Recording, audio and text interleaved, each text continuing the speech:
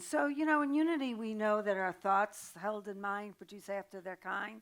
So, a lot of what we see in our life have to do with our thoughts. But the same is true for words. And we don't really talk about words. But remember, well, at least when I was young, some of you, I'm sure, are the same generation, there was that thing that said, "Sticks and stones may break my bones, but names will never harm me," which is completely wrong, right? I mean, I used to say that, but when people call me names, it certainly harmed me. We are affected so much by the words that people speak to us and the words that we speak to people. And our lives often are an outpicturing of words that have been spoken to us. So if you grew up in a home where loving words were spoken to you and you were encouraged to be the best that you could be and all of that, the chances are you grew up pretty good. And you probably had a life that was fairly successful and all of that. But if you grew up in an environment where people didn't speak words of encouragement, where people put you down, where people called you names and all of that, we tend to grow up with a whole different outlook in life. If you look at a lot of people who are successful, they're people who were brought up in homes that were very encouraging. But we're affected by the words. So for me, it was mostly, I love my oldest sister now, but when we were younger, we didn't get along really well. And so she was like really smart in school, especially in math. And I was not dumb, but math was exactly not my cup of tea. And so she was given the task of tutoring me. And she would just scream and yell at me and call me stupid and how come I can't get this and all of that. And so I began to believe those words that I was stupid. And then when I got to be an adult, my ex husband used to say the same thing: "You're so stupid, you're so dumb, why can't you do this?" And so all of these words constantly being thrown at you, for me, they were that I was stupid, made me think, well, I can't do anything, so I'm going to goof off in school and I'm going to find some party school to go to and I'm just not going to worry about anything because, hey, I'm stupid. That's my excuse, right? So words have the power to harm us and to help us.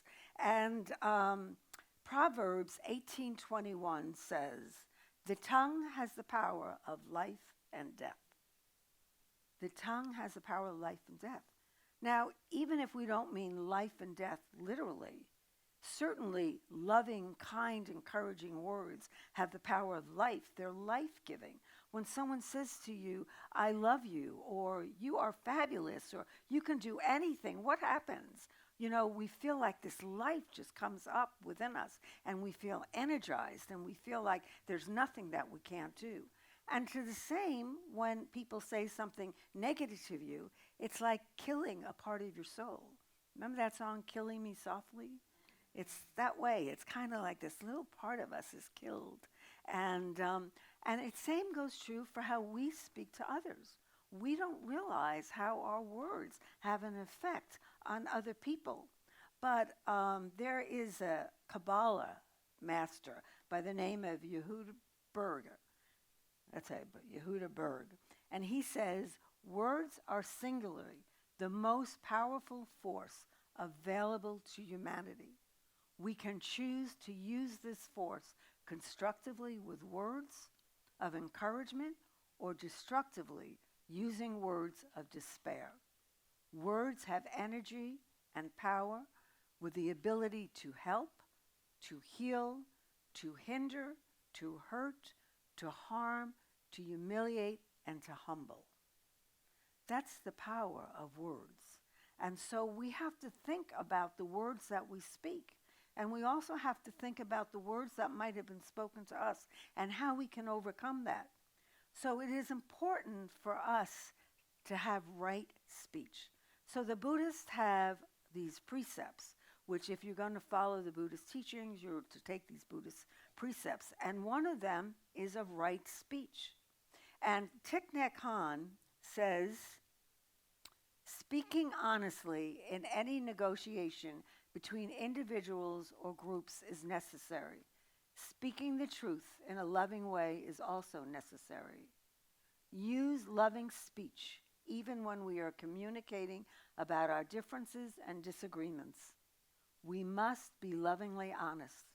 We must discipline ourselves to speak in a manner that conveys respect, gentleness, and humility. And so it is important that we speak this way. So think about a time that maybe somebody spoke to you that way, honestly, but gently and with love, and how it made you feel. So it just changes your whole attitude.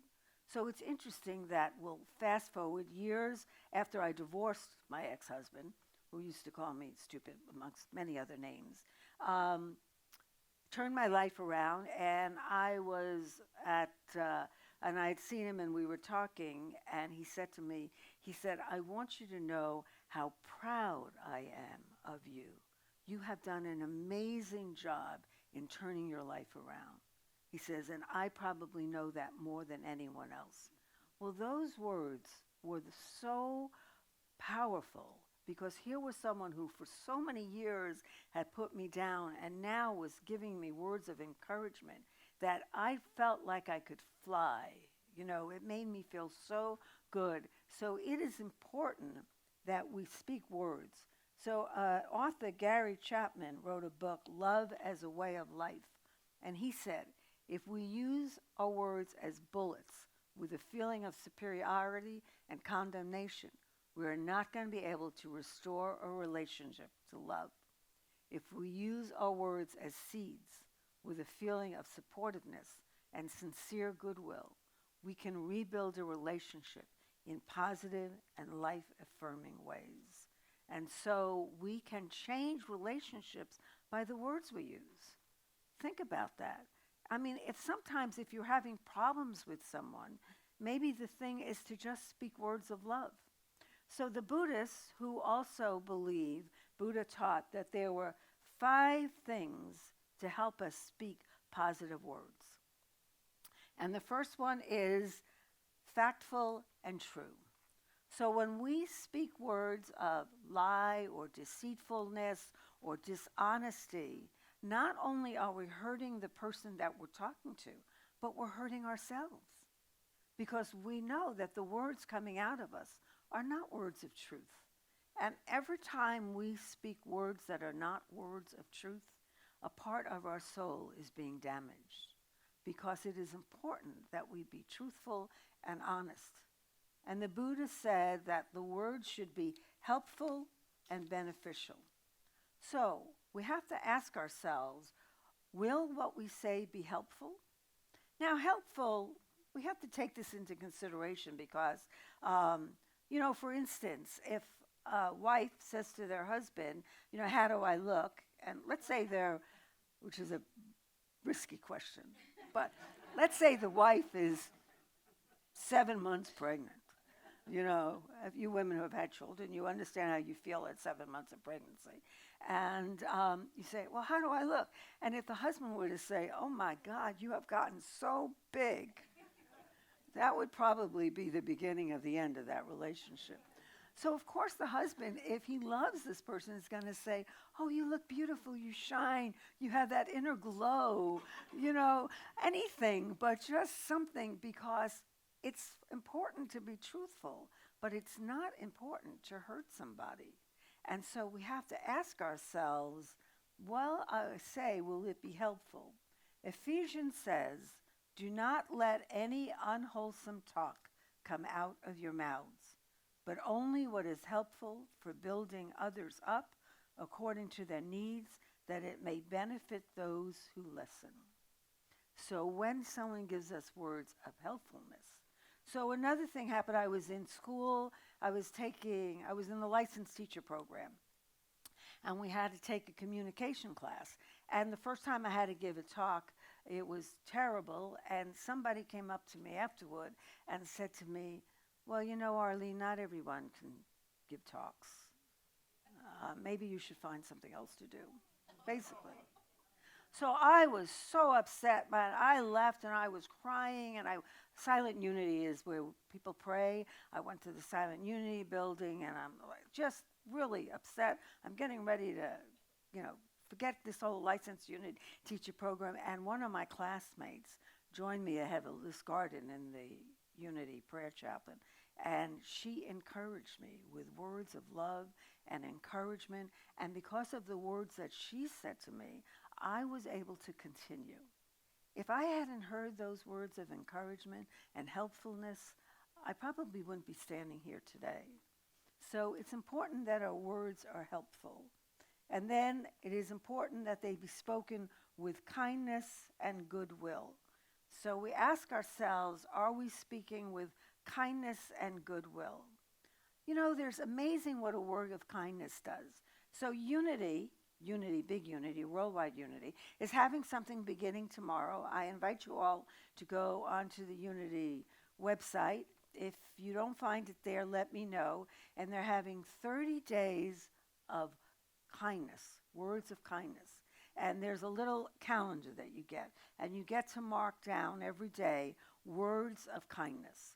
And one of the things that it tells you to do is each day to send a letter or an email or say something to someone of words of kindness. And then you keep a diary of it. And they have a little quote of a writing, a Unity writing, for each one of the days. And I really encourage you to do this. If it wasn't for the fact that we were having printer issues, and I wasn't speaking very kind words to the printer, I was planning on printing out some of these so that you would have them today, because it starts tomorrow. But I promise you, if you give me your name and your email, I will start emailing you this if you can't get it yourself, so that you'll have it. Because think about what 30 days of kindness would do. Think about how it's going to change your life, and not only your life, but think at how it's going to change the world around you. People react to kindness in a way that, and you don't even have to be loving, you just have to be kind. Say something nice. Say one little thing that is nice to a person. And then the Buddha also said to speak words that are endearing, that are gentle. You know, so we ask ourselves, are these words endearing and are they timely? So it says in Jeremiah, I have loved you with an everlasting love. Now, I don't know about you, but I love that quote. I have loved you with an everlasting love. Just think how that makes you feel. This is God speaking to you. I have loved you with an everlasting love. That love just fills us up. When we see God as love, that is just surrounding us with love, folks, it is amazing what can happen. You know, my first experience with God was that of love. That's what I felt. When I had this experience, I felt as if I was being surrounded by this warmth of love. It was as if I was being wrapped in a blanket of love. And it was as if someone was saying to me, it is okay. It doesn't matter what you've done, where you've been. I love you. I love you. So when we say words like that, it is amazing how it changes us. So I want you to close your eyes for a moment.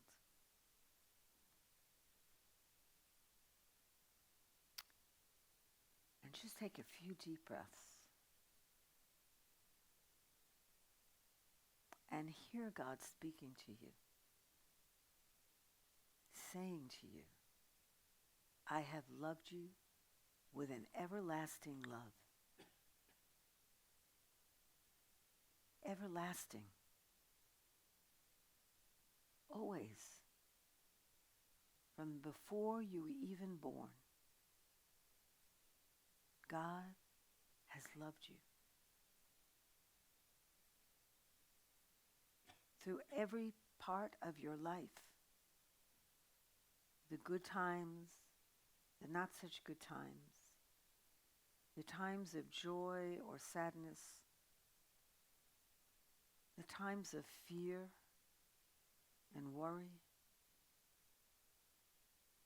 whether you feel loved by another human being or not, God loves you. I have loved you with an everlasting love. Not conditional love, but an unconditional love.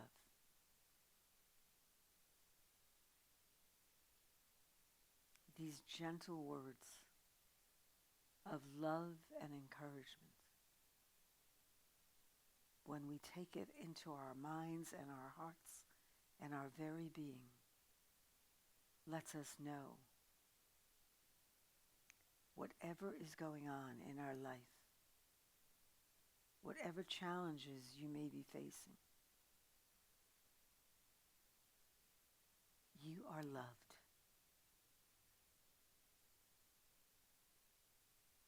That everlasting love. And knowing that love fills you, walks with you, surrounds you,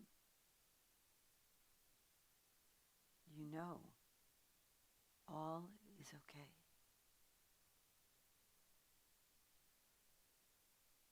I am loved, and I can love.